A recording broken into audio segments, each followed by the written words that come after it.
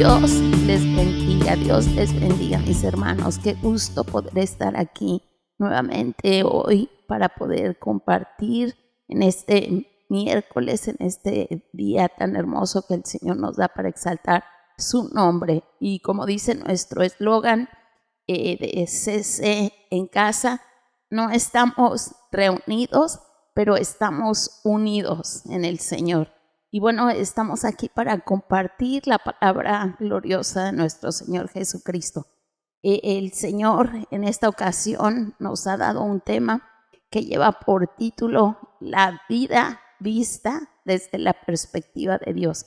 Y yo quiero que antes de que podamos empezar a escuchar este mensaje que el Señor tiene para nosotros, podamos orar, mis hermanos, y podamos pedir la presencia del Espíritu Santo. Así que les invito, donde quiera que ustedes están, que oremos juntos al Señor.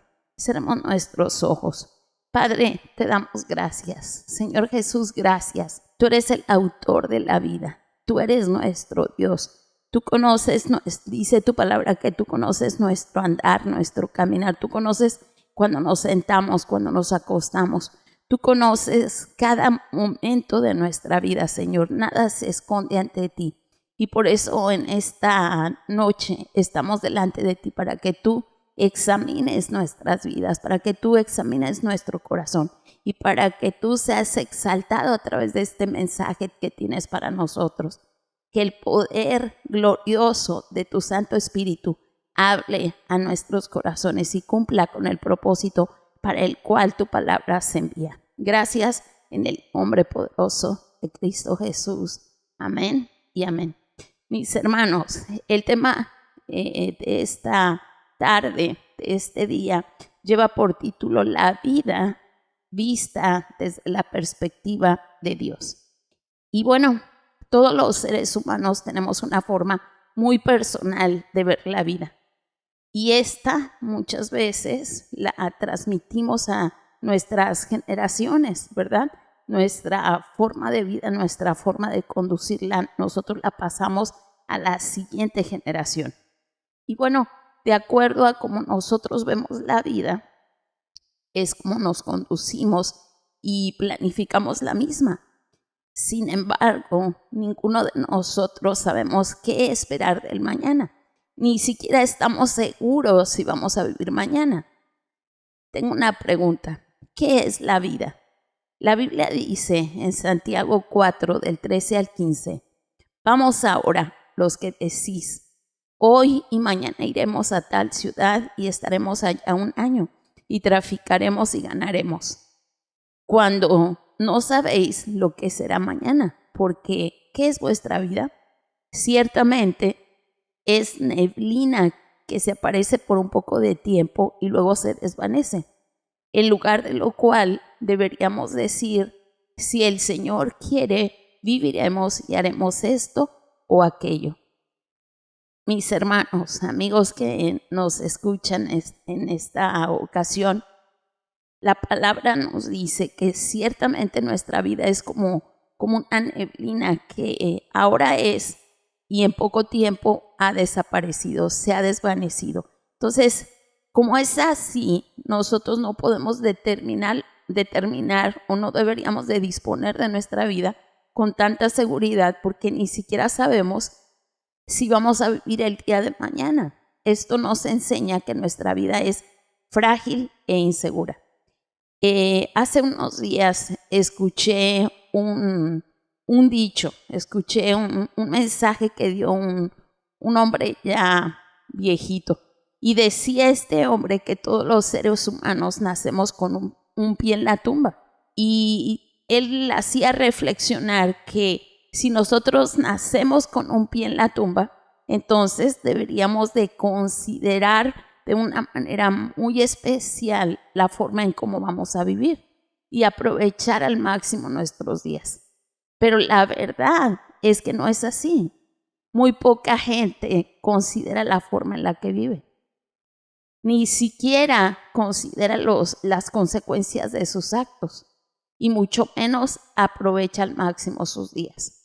Normalmente la reflexión de la vida viene cuando el hombre siente dolor, cuando ha malgastado su vida o la tiene a medias. Es ahí cuando normalmente se tiende a abandonar parte del pecado y las vanidades del mundo. Y hasta en ese momento el hombre se ve obligado a decir, ya no encuentro gusto, no encuentro deleite, no encuentro satisfacción en esta vida. Y la verdad es que su sinceridad y su honestidad en ese momento la vemos cuestionable. ¿Por qué? Porque no es verdad que no encuentra gusto en las cosas de este mundo o en lo que hacía antes, sino lo que pasa es que ha envejecido. Entonces esta persona se encuentra enferma, se queda sin fuerzas, su cuerpo ya no funciona igual, tiene ciertas limitaciones e inclusive hasta dolencias. Y todo esto lo pone mal, lo hace sentir descontento, lo hace sentir triste, desanimado.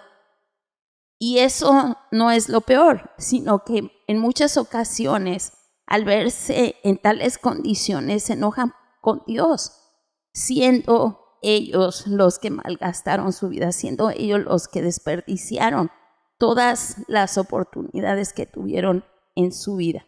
Y no es que ya no encuentren satisfacción, ni gusto, ni deleite en lo que hacían, no. Si estuvieran en mejores circunstancias, es casi seguro que seguirían en lo mismo. En realidad, somos gente de cabeza dura y de duro corazón. Y bueno, desafortunadamente es en la madurez y en la vejez en donde normalmente la gente reflexiona. Y es ahí donde comprenden que no valoraron su vida, ni sus fuerzas, ni su salud, ni su juventud, ni a la familia, ni todo el cariño que le tuvieron, y mucho menos consideraron el amor tan grande que Dios manifestó hacia su persona. Es ahí donde la mayoría de las personas reflexionan o deberían de reflexionar, pero como hemos dicho, no todos lo hacen. Y es ahí donde cada uno de nosotros deberíamos de hacer un alto, o todas las personas deberían de hacer un alto para considerar qué han hecho de su vida. Y bueno, esto no quiere decir que tenemos que esperar a ser adultos mayores o tenemos que ser viejitos para considerar cómo hemos vivido. Esto debería de ser desde que somos niños, jóvenes, porque ya hay una conciencia. Entonces, escuchar la voz del Espíritu Santo produciría en nosotros arrepentimiento y podría acercarnos a Dios. Pero bueno, la gente no lo ve así. Por ejemplo, hoy en día estamos viviendo con mucha incertidumbre, o la gente está viviendo con mucha incertidumbre por causa de este contagio del coronavirus, porque es altamente contagioso y llega sin que se dé cuenta la persona y se ve expuesta a morirse rápidamente. Y la gente se está volviendo loca, la gente está con mucho temor. Y esto muestra la fragilidad de la vida. Pero depende mucho de nosotros cómo vamos a afrontar cada cosa que experimentemos a través de todo nuestro existir. Por ejemplo, hay personas que se pasan la vida diciendo que lo único que quieren es pasarla bien. Entonces buscan satisfacerse, buscan divertirse, buscan gozar de la vida, pero no consideran las consecuencias. Las consecuencias de llevar una vida tan así a la deriva es que nunca hagan nada, que tal vez se vean en una enfermedad, que puedan quedarse solos, que se queden en una condición pues bastante triste. Si por ejemplo tú crees que la vida solo se hizo para comer, entonces todo lo que consigas lo vas a usar para eso. ¿Y cuáles son las consecuencias? Bueno, que te vas a enfermar, que vas a tener sobrepeso, que la gente se va a burlar de ti. Por ejemplo, si tú crees que la vida solo se hizo para ganar dinero, pues entonces te vas a preparar para estar en competencia tratando de ganar dinero, no importando cómo lo hagas. Y esto puede tener un alto precio porque puedes meterte en problemas, puedes hacer cosas ilícitas, puedes perder a tu familia, a tus amigos, e inclusive puedes trabajar tanto de manera lícita que puedes perder tu salud. Así que es muy importante que reflexionemos cómo vamos a vivir. Por ejemplo, hay otra forma de vida y son aquellos que ven la vida buscando que los acepten. Entonces, si tú siempre estás buscando que te acepten, vas a estar buscando aprobación y muchas veces no la vas a encontrar. Entonces, va a haber consecuencias como que te frustres, como que nadie quiera compartir contigo por ser una persona insegura. Es una forma equivocada de ver la vida. Bueno, la Biblia nos dice lo siguiente, Proverbios 14:12. Hay camino que al hombre le parece derecho, pero su fin es camino de muerte. O sea, esto habla de lo que acabamos de decir, que dependiendo la forma en que tú veas la vida, pues es como vas a vivir, pero eso no quiere decir que vayas bien, que lo estés haciendo bien. Puede que esto te lleve a la muerte física, pero también a la muerte eterna. Todos nosotros, los que amamos a Dios, deberíamos de ver la vida desde la perspectiva de Dios. Y no solamente desde nuestra perspectiva, pero no solamente nosotros, sino todos aquellos que quieren ver días buenos, que quieren ver días bendecidos. Todos ellos deberían de ver la vida desde la perspectiva de Dios. Y bueno, en esto consiste nuestro mensaje, en que nosotros reflexionemos acerca de cómo en este caso sería esa perspectiva de Dios.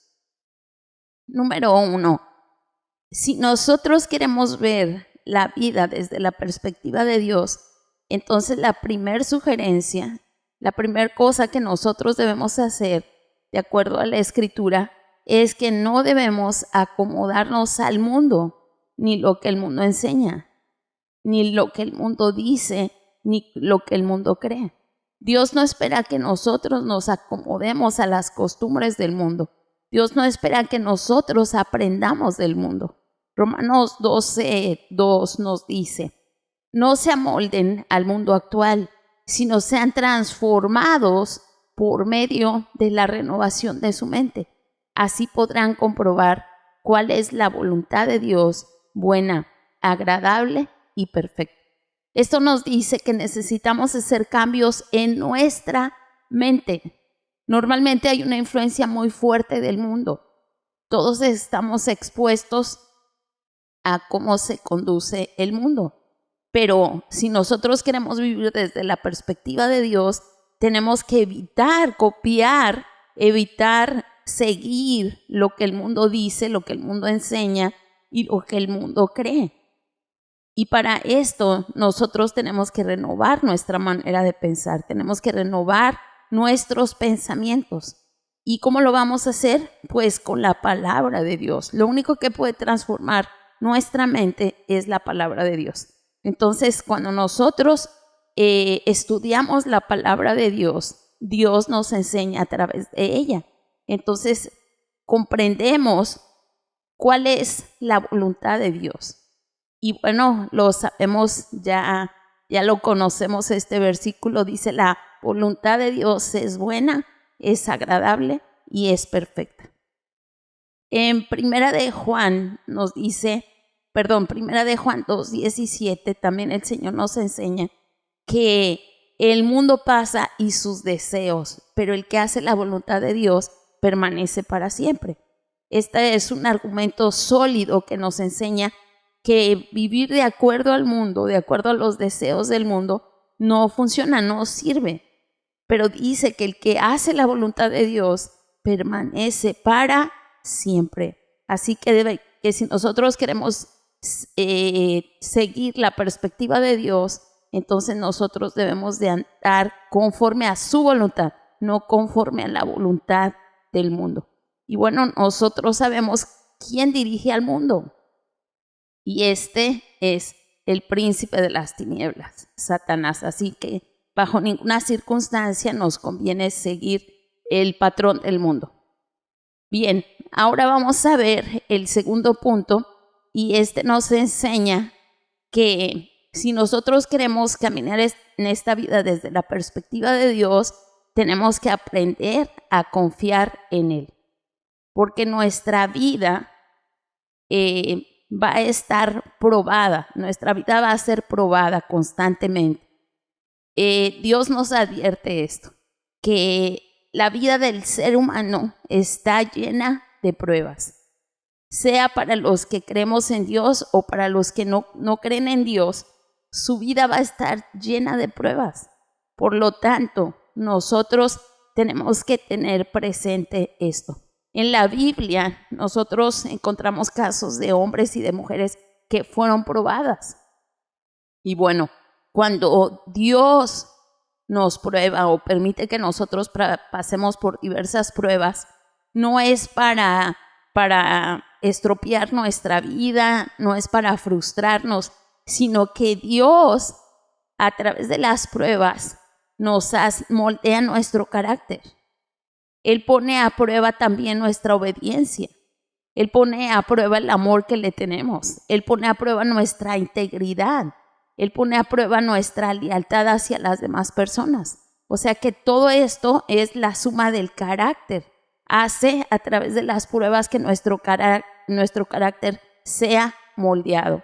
Y bueno, tenemos muchos ejemplos de hombres y mujeres que algunos fueron obedientes y otros fueron obedientes. Por ejemplo, tenemos el caso de Jonás. Todos conocemos el caso de Jonás. Y es que Dios le había mandado a Jonás que fuera a Nínive para dar una profecía, para que les hablara a la gente. Y él no quiso, él se rebeló contra Dios. Y entonces su obediencia fue probada, y como él desobedeció a Dios, hasta fue tragado por un pez. Y bueno, ustedes conocen la historia, él pasó por muchas cosas por causa de no someterse, no sujetarse a la voluntad de Dios.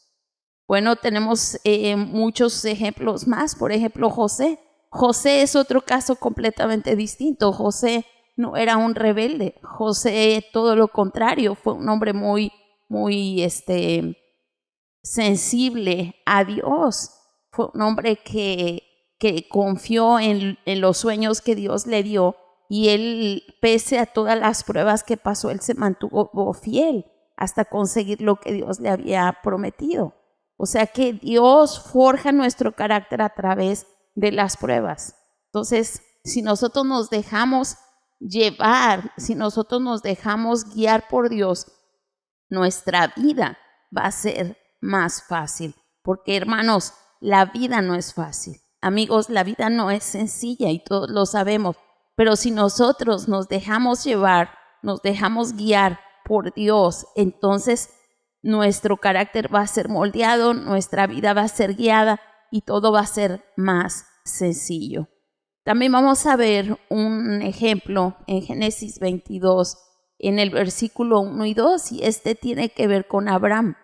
Todos conocemos la historia de Abraham, y todos conocemos la fidelidad que tuvo Abraham respecto a que él se dejó guiar por Dios. Él creyó en Dios.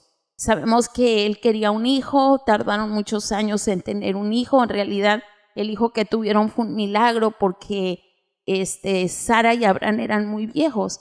Y después de que nace su hijo, en esta cita de Génesis 22, 1 al 2, vemos que Dios le pide que lo sacrifique para él, que lo lleve como una ofrenda ante Dios. ¿Y qué hace Abraham? Obedientemente lo lleva para sacrificarlo. Dios ve su obediencia y Dios provee un corderito para que sea sacrificado, pero Dios probó su fe.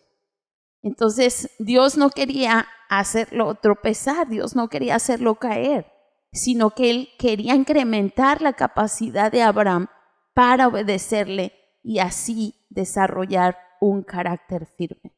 Entonces, la idea de Dios en las pruebas es que nosotros desarrollemos un carácter firme en Él. Es como las piedras preciosas. Ustedes saben que para ser refinadas pasan por un proceso muy, muy fuerte, muy, muy duro. Y es lo mismo con nosotros. Nosotros podemos hacer dos cosas cuando somos probados. Nos podemos quejar o simplemente podemos tratar de ver cómo Dios forja nuestra vida y forma nuestro carácter. ¿Saben qué? Dios está observando constantemente nuestra reacción ante los problemas. Dios está constantemente viendo nuestra reacción a cómo reaccionamos con la gente.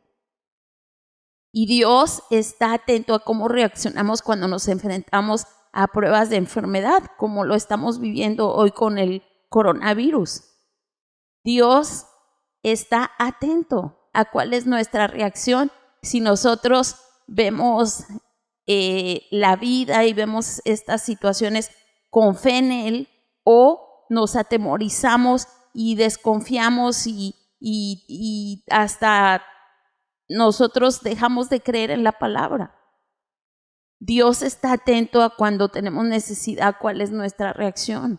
Dios está atento a cuando nuestras oraciones no son contestadas, cómo estamos reaccionando. Él está pendiente de todo, de los momentos difíciles y aún de las cosas más sencillas de nuestra vida. ¿Saben qué? Dios prueba nuestra fe y nuestra confianza en Él.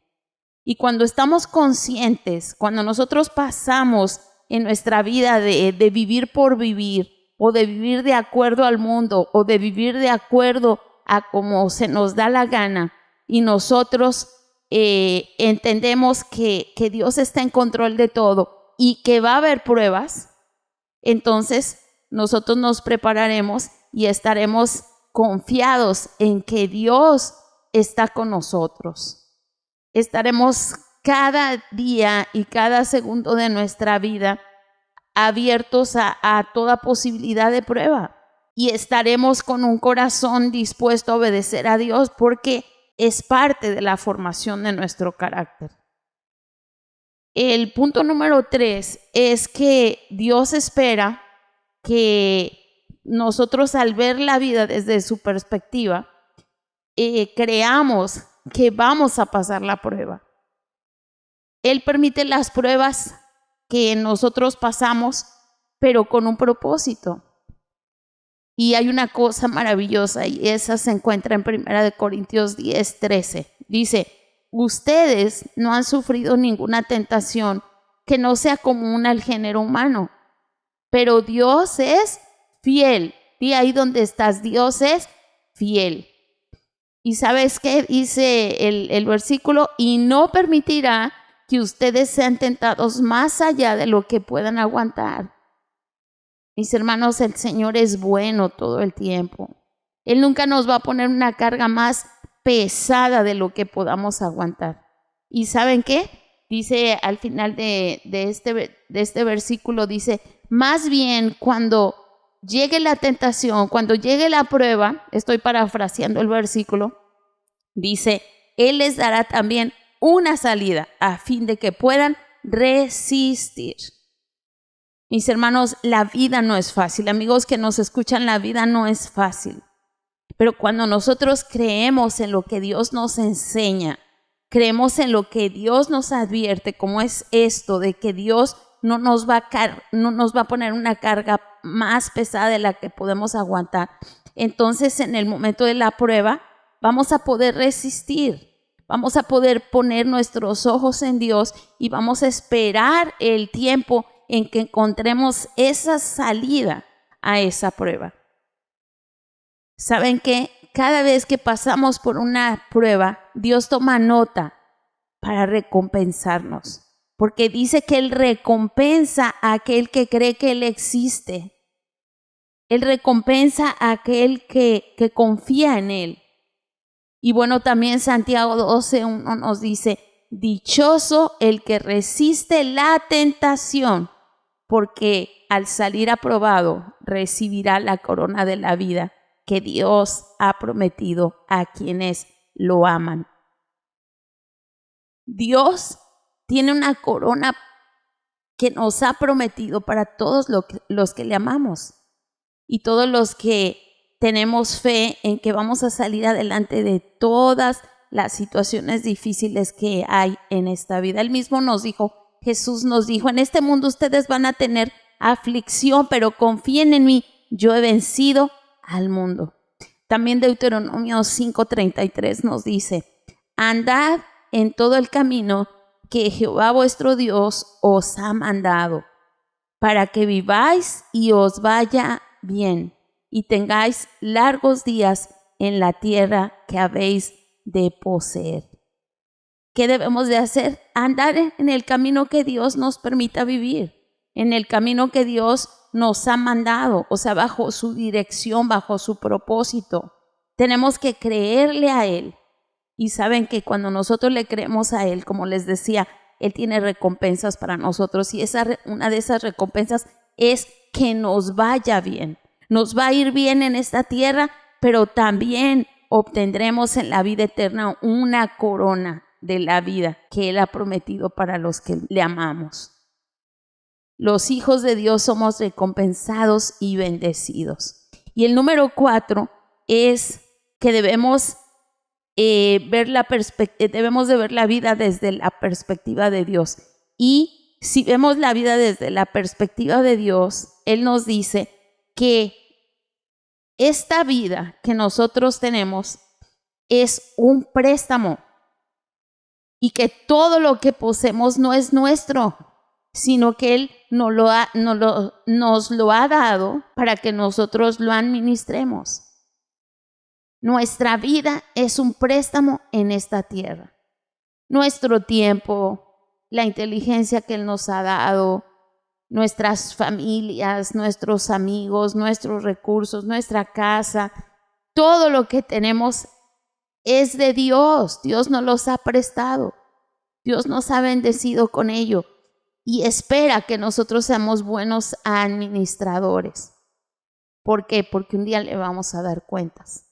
El Salmo 24:1 dice, del Señor es la tierra y todo cuanto hay en ella, el mundo y cuantos lo habitan.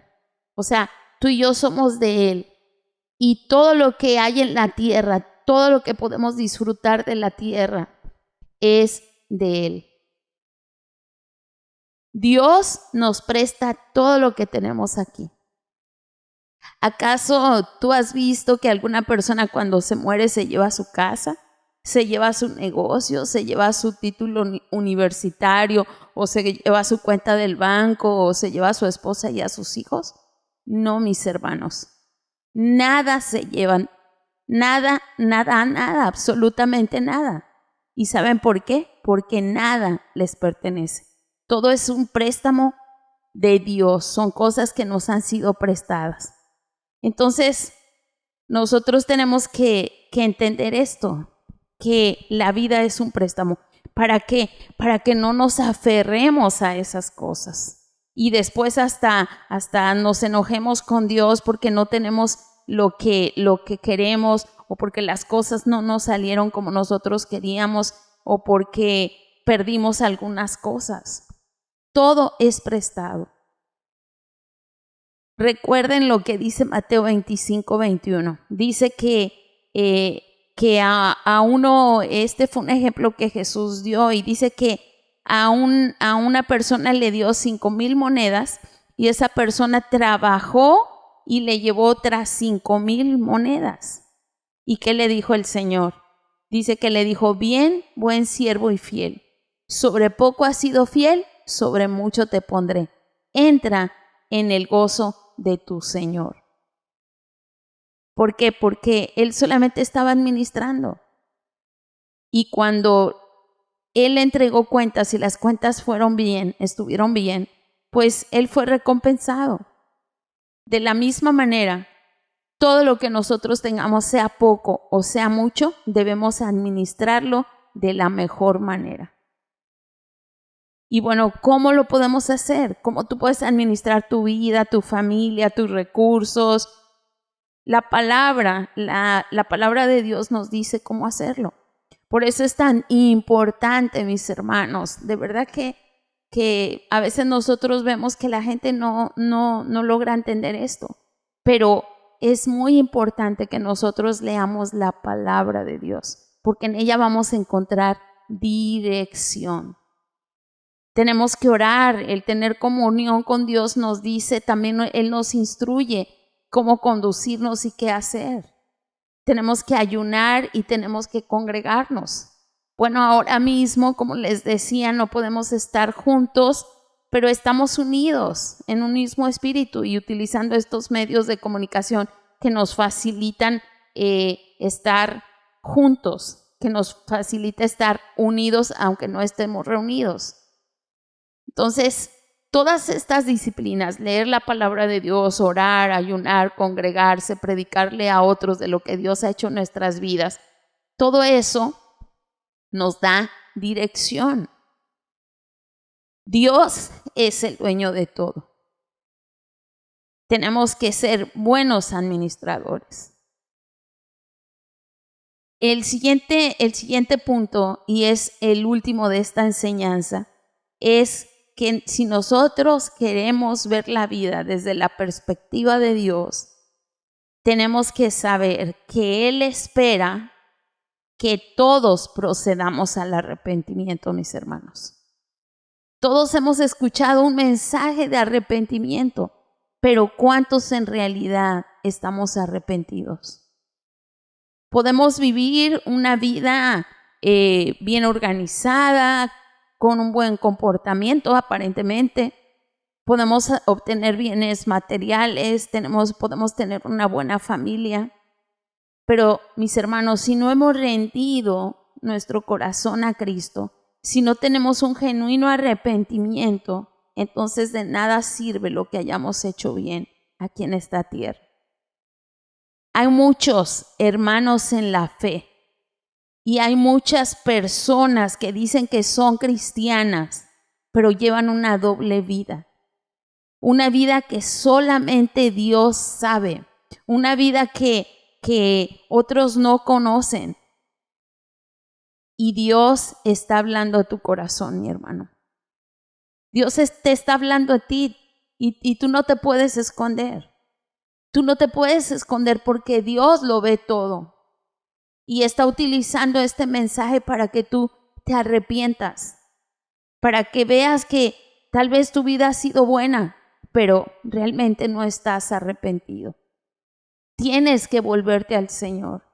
Tienes que reconciliarte con Dios, porque no solamente vas a dar cuenta de las cosas materiales que tienes, sino Dios te va a pedir cuentas de cuál fue tu conducta cuando nadie te veía.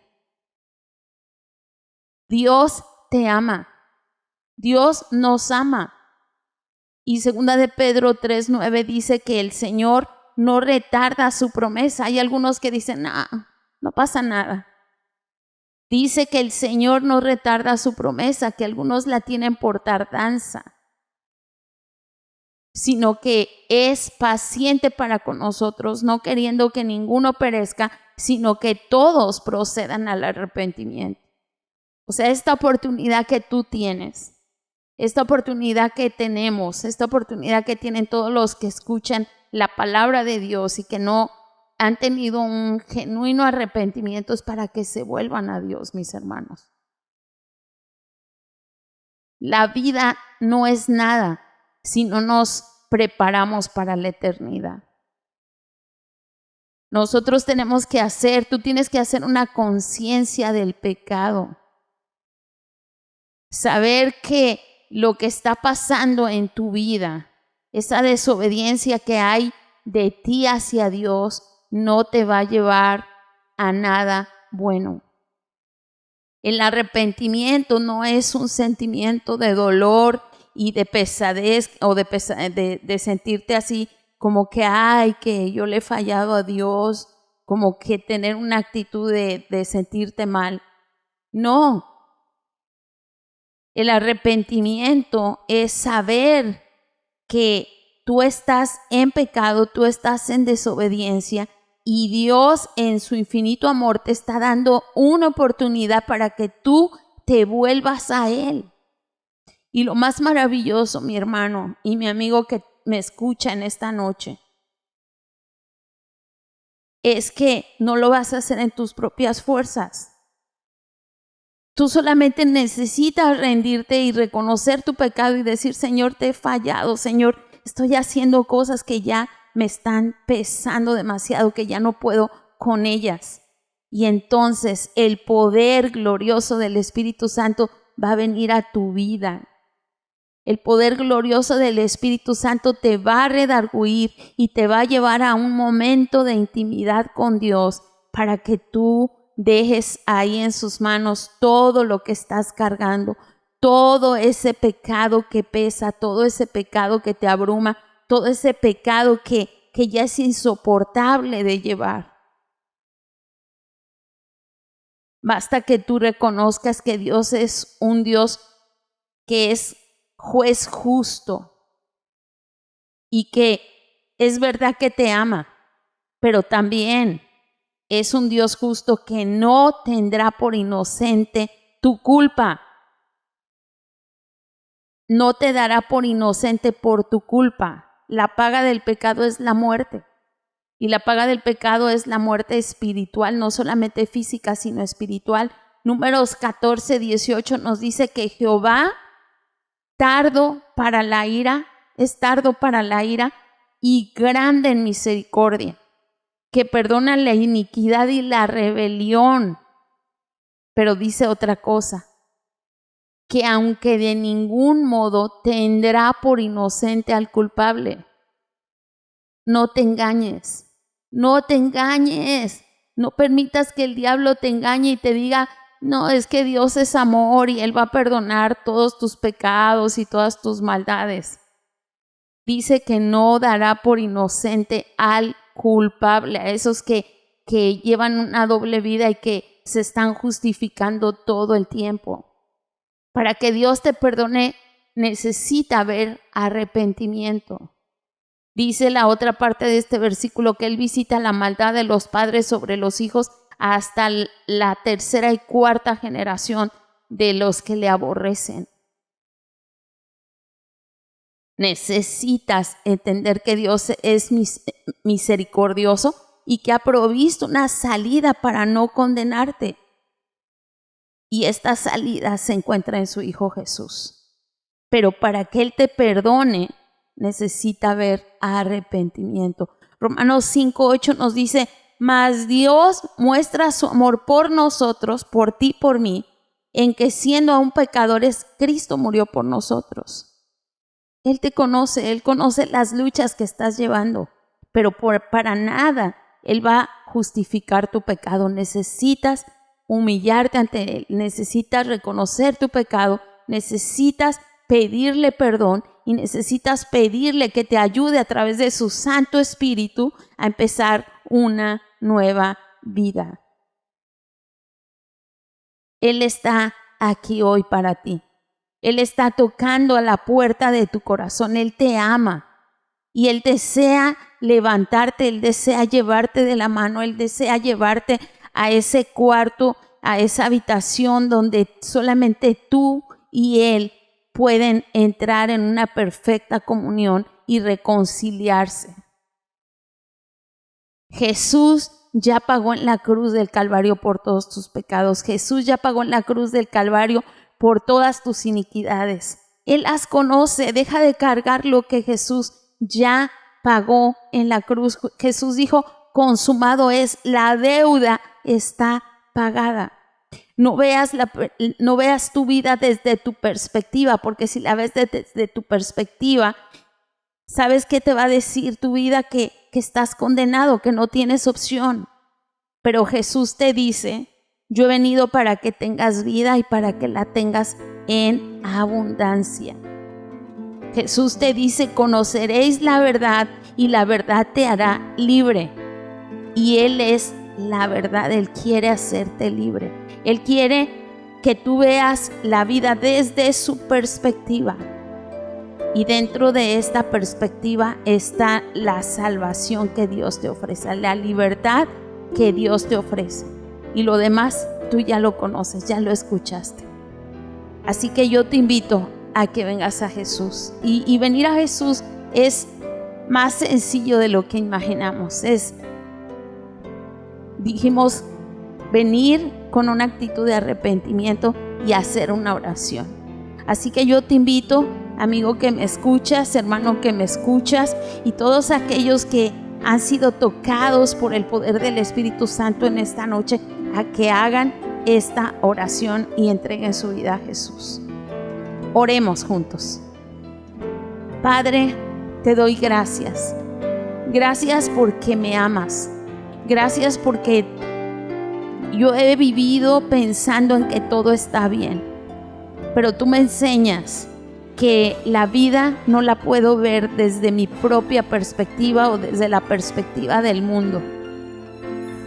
Señor, tú quieres que yo vea la vida como es una prueba, pero también como un préstamo solamente para que yo lo administre.